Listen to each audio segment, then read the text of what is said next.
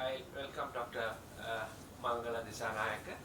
He is going to talk about exploring the clinical and OCT biomarkers in retinal vein occlusions. He is a consultant ophthalmologist working Trincomalee, and let's welcome Dr. Mangala. Thank you, Dr. Sri. Good morning to all you all, and I must take this opportunity to thank All India Ophthalmology Society to giving us the opportunity to present in their Congress. I'll be talking about the exploring the clinical and OCT biomarkers. So we'll just see what's a biomarker. The biomarker is an objective characteristic used to define a presence, stage, or progression of a disease. There are a lot of biomarkers involved, but we'll be talking about clinical and OCT biomarkers at this moment. Usually we assess clinically in this way. I must emphasize two things here. One thing is the iris neovascularization. We need to look into for that, because if you miss that, it's going to cause painful blind eye. So we should thoroughly look at the iris margin as well as do gonioscopy to exclude angular neovascularization. The other thing is, I think IOP has elegant record, and fundoscopy, we all know about it, but especially we should be aware of the mimickers of CRVO, especially in malignant cases. We'll go for the clinical biomarkers. The first biomarker is the baseline best corrected visual acuity. It's a simple but important biomarker, and usually a good initial BCVA reflects the better outcome in time to come. It may be due to the lower likelihood of irreversible damage to the photoreceptors and the other retinal cells, so it makes sense. The second thing is relative afferent pupillary defects. Again, it's effective and simple test, especially to assess the ischemic and non-ischemic component. You know, there are two types basically in CRVO, ischemic and non-ischemic. Sometimes on the course, it can change, the non-ischemic can change into ischemic. So this is a good test to identify that, and it predicts the final visual outcome as well. This is the people are now talking about this baseline nerve fiber layer hemorrhages. These are deep perivascular hemorrhages, especially hemorrhages in the Henle layer. Henle layer is the outer falciform layer. It becomes, we call it Henle's layer, when it comes into the macula. You can see that circled area, a deep hemorrhage involving the Henle's fiber layer, which can give rise to poor visual acuity in time to come. So these two things are not two things I'll be discussing. These are not very well documented things, but it has some value. One thing is the absence of venous pulsation at the disc. So it can get an idea about the venous pressure in the central venous system. Usually you know that 20% of normal population do not have venous pulsation, so better to check with the other eye. If the other eye has venous pulsation, it's good practice to do give a little pressure on the diseased eye and see whether the venous pulsation is going to come back again. If it's going to come back, the amount of the digital pressure will indirectly give you an idea about the pressure in the venous system, and obviously if the pressure is high, the outcome and the complications are going to be a little higher. So poor or absence venous pulsation may predict. It has not been proved by the RCTs, but so there are cases have been reported in all over worldwide. The other thing is the new entity. The case reports have been reported. I think we all have sometimes might have gone through this thing. It's called recurrent CRVO. It could be a disease getting worse, or sometimes it could be a recurrence. We never know, but there have been cases reported. So I'll be showing two cases that we had. So this gentleman, he didn't have diabetes, but he was a hypertensive patient as well as hyperlipidemic, and he came with a non-ischemic type of CRVO. So after the treatment with steroids, he became better, but once the effect of the steroid is weaning off, he got worsening of a disease. You can see, I think he didn't have much little hemorrhages at the beginning, but little hemorrhages reappeared more advancedly than what it was. So we not quite sure this is a recurrence or same disease getting worse, but it has some there's something happening. So that's how it went. The other case is 50-year-old lady, again hypertension and hyperlipidemia, came with the right side CRVO, catching in the picture. So then treated with anti-VEGF, she got better, and with time it came back even worse than what it was, and even after the recurrent treatment, it went into a worse direction with a lot of macular states. So, so I'll be talking about OCT imaging. There are advantages and disadvantages. The main advantage is non-invasive, simple test, but we can get a lot of information. So there are a few.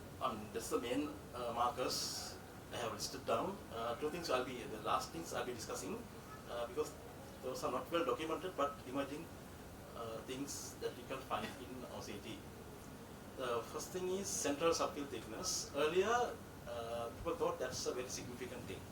So if you have gross edema in central subfield, it can, you can predict that vision is going to be not good. But somehow, later on they found that it is not so. So, because there's a factor in duration. So small amount of edema which has been there for a long time can cause more damage rather than a lot of edema where it has been there for a small duration. So however, the gross macular edema still might give you a poor visual outcome. Drill, that's disorganized retinal inner layers. Actually, it came with the diabetic maculopathy first they described, but later on they have found a similar picture is happening with the RVOs. So it's a kind of a qualitative assessment in a retinal layer. So I have put a picture courtesy of Caroline Bowman. It shows the little part is getting affected in the inner retina, and it can be present with retinal edema or not. So there are two types.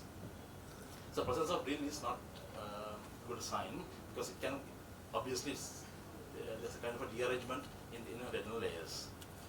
This is the ellipsoid zone disruption. Ellipsoid zone is the second line that you can see from the bottom. The RPA layer, RPA bridge component. So then as a hypofluorescent area, then you get a hyperfluorescent line. So that is the ellipsoid zone. So that's because you know that our segment lies between, like our segment component lies in between those lines. But the dense part has a lot of mitochondria as well as the other cellular components. So disruption to that area can cause poor visual outcome. The thing is hyperreflective foci. So those are the brighter spots you can see within the retina. So earlier they thought the hard X-rays are the things, but then there's another part. Hard X-rays will give you a back shadow. So there's another spots without back shadows. So those are basically cellular elements. People think that they are cellular elements of aggregating of inflammatory cells. They might have protein and lipid elements as well. Probably they are evolving hard X-rays, we never know. However, the process of those things causes a kind of inflammation, ongoing inflammation happening in the retina. So if you can see, what we are behind here is not very clear. Those are hyperliptic spots without back shadow. So it's a drill point here, and it's a amount of ellipsoid zone, 3 in 1 picture, right?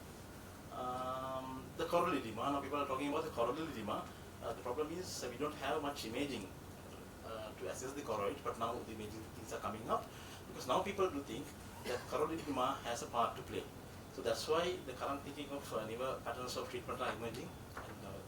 Colleague is going to talk about this as well. So that has an important part to play as well. The two things that I have mentioned about is PAM, paracentral acute middle maculopathy. Middle maculopathy means the middle part of the retina has been involved. That's mainly the inner nuclear layer and the outer plexiform layer. So we have a case, I think it's the courtesy of Dr. Tree. He gave me kindly gave me these cases. 33-year-old female presented with acute painless loss of vision in the right eye. Medical history, ocular history was unrecounted, but the visual acuity is fairly alright. You may see in both eyes. Color vision and anterior segments pressure, they are also within normal limits. You can see in the picture, so there's a kind of a hypopigment kind of area, but away from the fovea, that's why the patient's vision is okay. But something has happened, and you may observe that the vasculature is not the normal vascular. It's normal. It is a part I'm talking about. So there's something has happened. So there's the other eye. So we can compare. Yeah. So that is, we thought that is a non-ischemic CRVO, which has given rise to cerebroretinal artery, not the full branch, but part of one of the branches have been obliterated because of the pressure some did the CRVO. The OCT findings of this on fast view that we are looking up like this, and there are changes, not the very normal, and you can see there are changes in the middle part of the retina. So, that's this is a PAM, paracentral acute middle maculopathy. You can see this, so that clearly in the structural view. So the patient had been followed up. So after 1 month, that disappeared, and FFA showed some filling as well, not as good as the lower part, but here some blood supply is there.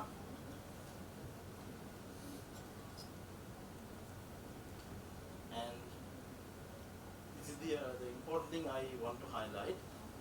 It has recovered to a certain extent, but there is a bit of thing happening here. So those things are called retinal ischemic perivascular lesions. So that's an important thing we are talking about, because that has, if it's present in the retina, that has a very strong association with the cardiovascular disease, that you can see the health of your heart through the eye. So that's important thing we need to look into. Even before having problems, you can have this retinal ischemic perivascular lesions. So that's what I want to tell you, and thank you very much for your kind cooperation. Thank you, Mangala. You are on time. I think you are well prepared and very nice and very elaborative. You are talking about clinical biomarkers. When we are getting more and more imaging and more investigation facilities, we forget the clinical examination and looking for clinical findings. So you highlighted